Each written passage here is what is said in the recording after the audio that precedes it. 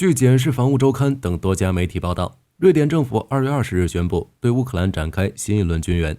涉及的援助金额高达71亿瑞典克朗，相当于6.85亿美元。从金额规模来看，这是自俄乌战争发生以来瑞典最慷慨的一次援助。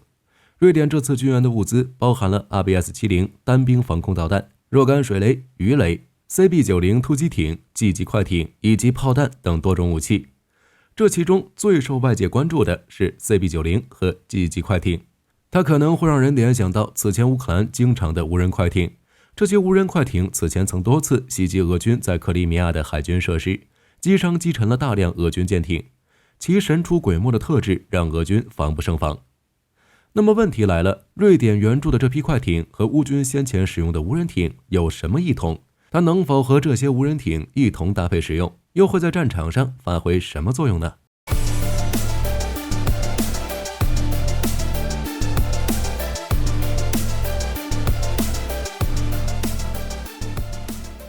谈到水域作战，人们首先想到的往往是那些吨位大、火力强的大型战舰，而吨位小、火力弱的小型快艇往往沦为陪衬，被人们所忽视。但实际上，这些快艇的应用频率并不比大型战舰低。他们在和平时期平时可以巡逻、救援、打击犯罪的职能，战时则可以在内河和海上灵活出击，执行侦察、破坏、渗透和运输任务，能干的杂活非常多。此次瑞典援助的 CB-90 和积极快艇就是干这些杂活的佼佼者。当地时间2月23日晚，一架价值 3.3 亿美元的俄军 A-50 预警机在亚速海附近被击落。乌克兰空军与国防部已经证实了该消息，同时乌克兰国防部情报总局也参与了击落 A-50 的行动，并发布了相关地图。乌军公布的飞机轨迹图显示，这架 A-50 的速度在1分钟内由每小时875公里骤降为0，更有视频显示 A-50 坠落时引发大火。有意思的是，乌克兰真理报报道，这架 A-50 是被 S-200 击落的。步入2024年之后，这已经是第2架被乌军击落的 A-50。2023年1月14日晚，亚速海空域的一架 A-50 被乌军击落。那次损失之后，火力军就预测，俄军侦察机将会布置在距离乌克兰领土更远的地方。这样做虽然会缩短 A-50 对乌克兰的侦察范围，但最起码能保证存活率。只是就目前的情况来看，俄罗斯可能没有采取任何措施来改变 A-50 的战术，那再次被击落也很正常。先来看 CB-90 级快速突击艇是于上世纪90年代服役的一款快艇，它采用了全铝合金材质的船体，其内部驾驶舱与飞机座舱相似，采用了全封闭式布局，驾驶环境相当舒适。这款突击艇空载情况下的重量约为13吨，满载排水量约为 20.5 吨，全长 15.9 米，全宽 3.8 米。其动力由2台斯堪尼亚 DSi-14 柴油机带动2台喷水推进器提供，可以在水中跑出40节，也就是每小时74公里的最高速度。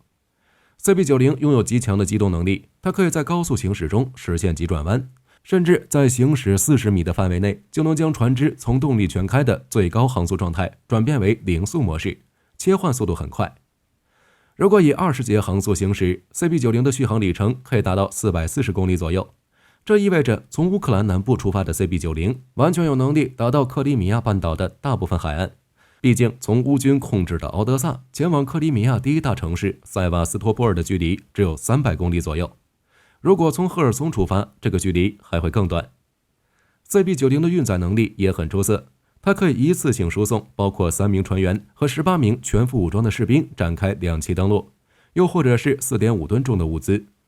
它的武器系统则主要由2到3挺 12.7 毫米口径的勃朗宁 M2 机枪，一门 MK19 榴弹发射器组成，可以实现360度无死角的射击世界。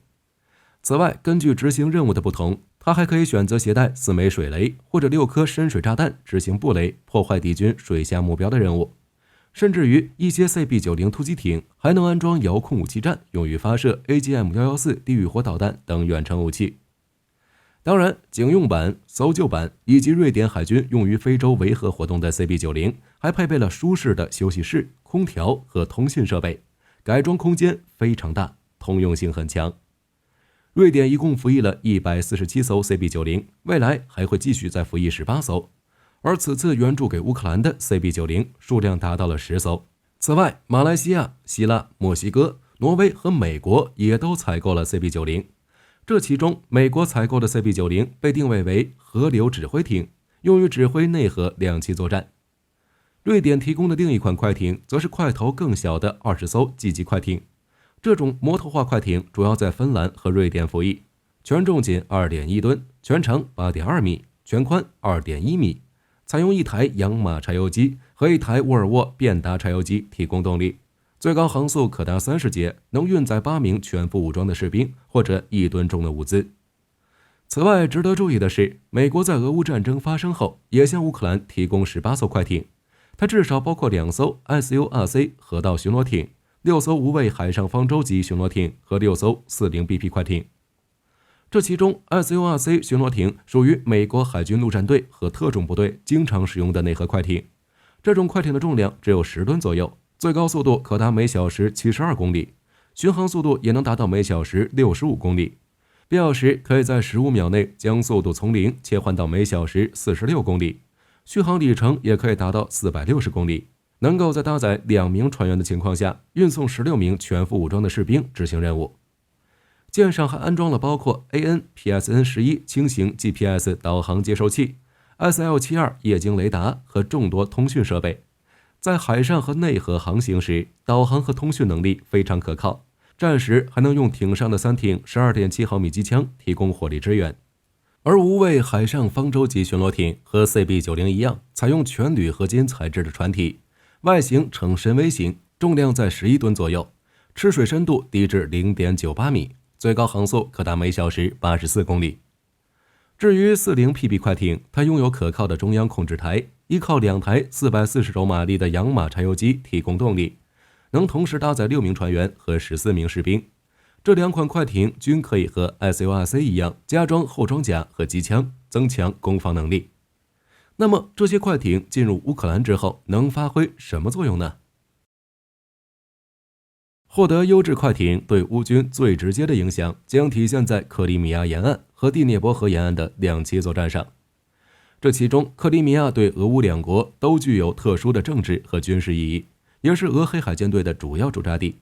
乌军通过驾驶 CB90、SURC 这些快艇，完全可以将士兵运送到克里米亚绝大部分海岸，在此地展开破坏和袭扰，让俄军的后方不得安宁。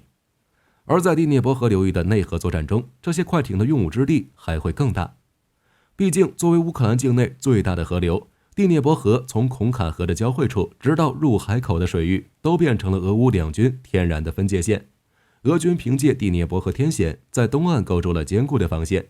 这道依河而筑的防线，便是俄军在乌克兰的南翼战线，是乌军需要克服的一道障碍。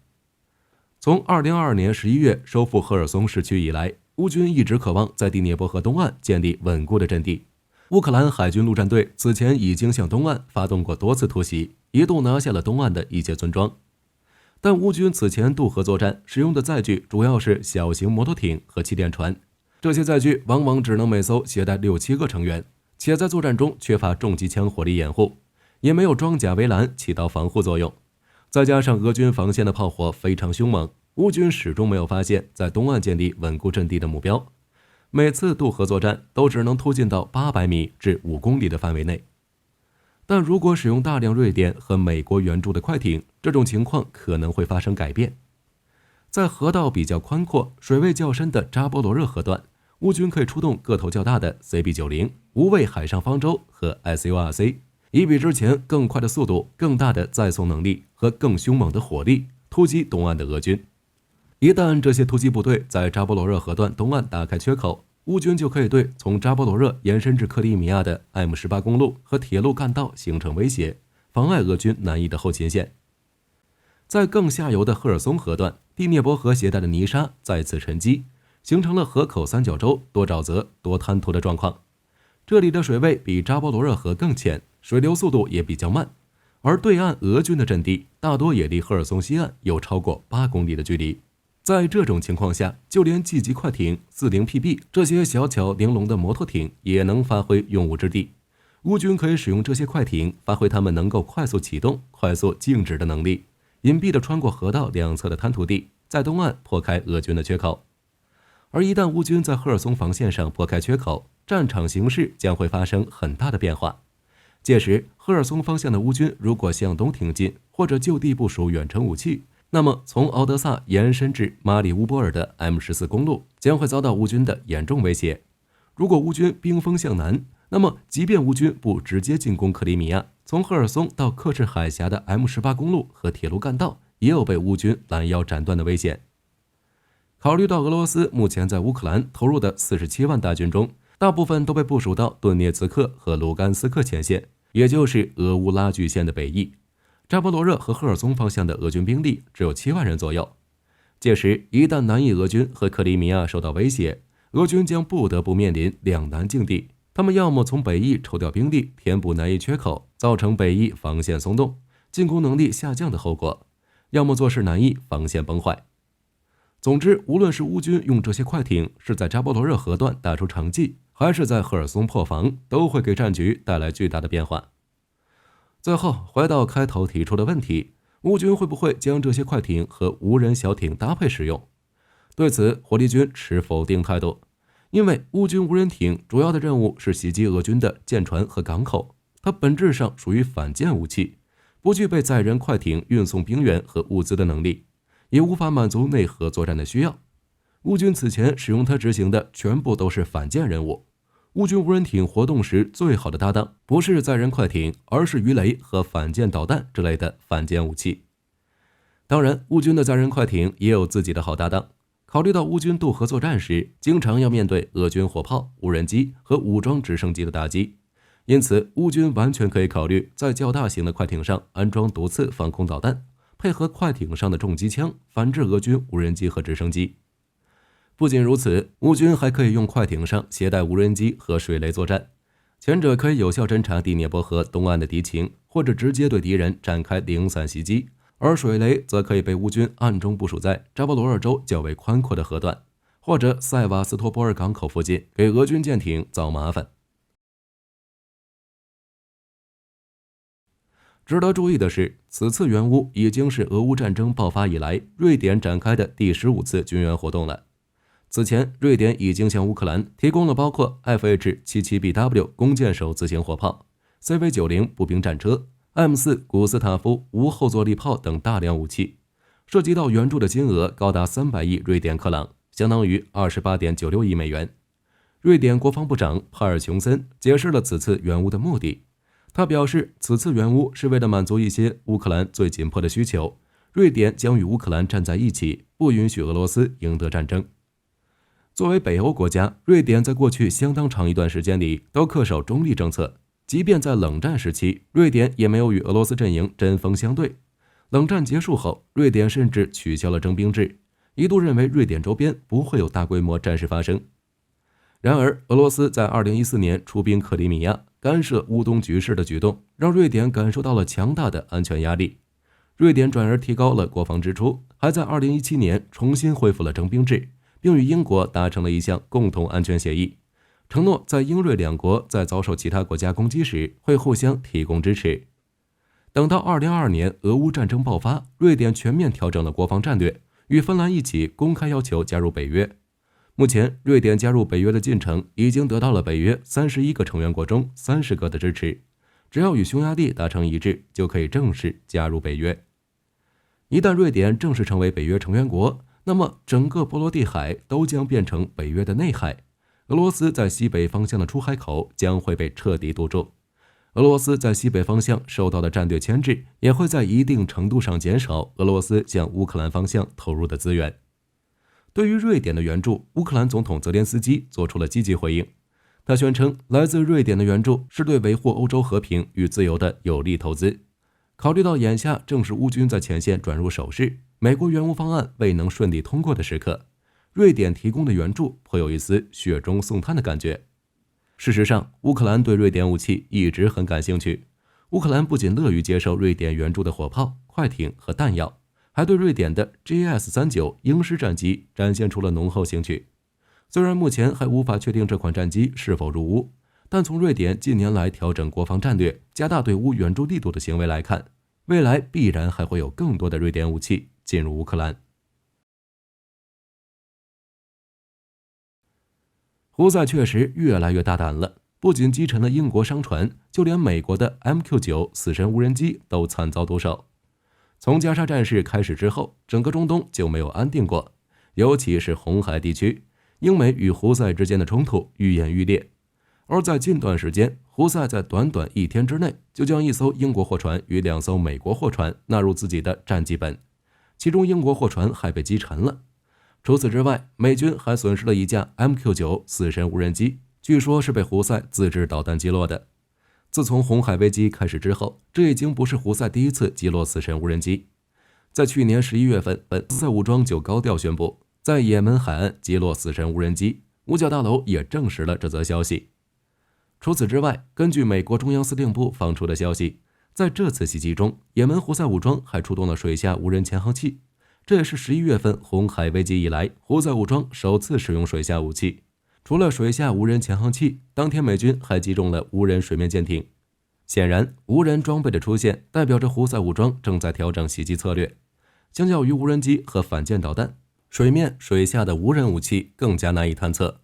如果胡塞武装将这2种武器搭配其他反舰导弹，同时攻击红海地区上的目标，可能会导致美军舰艇防御系统无暇应对。